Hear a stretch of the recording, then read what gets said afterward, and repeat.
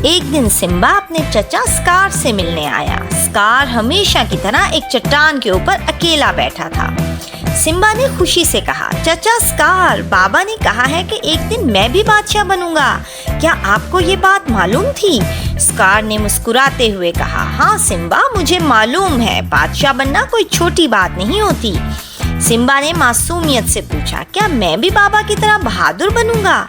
Scar ने हल्की सी तंजिया मुस्कुराहट के साथ जवाब दिया, हाँ सिम्बा, तुम एक दिन बहादुर बादशाह बन सकते हो, लेकिन बादशाह बनने का रास्ता आसान नहीं होगा। जंगल में बहुत सी जगह ऐसी हैं जहाँ सिर्फ बहादुर लोग जा सकते हैं। सिम्बा ने हैरान होकर पूछा, ऐसी कौन सी जगह हैं?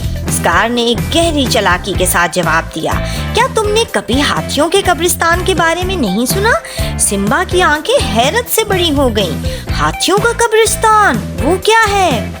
स्कार ने मुस्कुराहट बरकरार रखते हुए कहा, ये एक बहुत खतरनाक जगह है सिम्बा, वहाँ सिर्फ बहादुर लोग जाते हैं, लेकिन तुम्हें वहाँ जाने की इजाजत नहीं है, तुम अभी बहुत छोटे हो। ये बात सुनकर सिम्बा के दिल में तजस्सुस पैदा हुआ। उसने सोचा कि अगर ये जगह इतनी खतरनाक है तो वो वहाँ जाकर अपने आप को बहादुर साबित कर सकता है।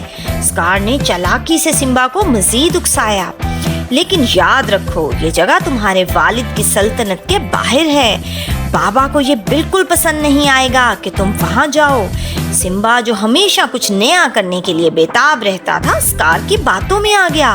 वो सोचने लगा कि अगर वो हाथियों के कब्रिस्तान जाके देखे तो शायद वो खुद को ज्यादा बहादुर साबित कर सके। स्कार ने आखिरी बार मुस्कुराते हुए कहा, याद रखो सिम्बा, मैंने तुम्हें खबरदार कर दिया है, वहाँ जाना बहुत खतरनाक है। सिम्बा ने मासूमियत से सर हिलाया और जल्दी वहाँ से चल दिया, लेकिन उसके दिल में कब्रिस्तान का ख्याल गूंजने लगा।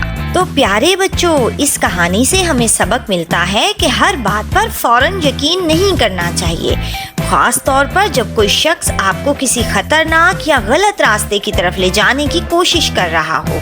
सिम्बा ने अपने चचा स्कार की बातों पर भरोसा किया और अपनी मासूमियत में उसकी चालाकी को समझ नहीं सका। हमें सीखना चाहिए कि हर बात को समझदारी से परखना जरूरी है।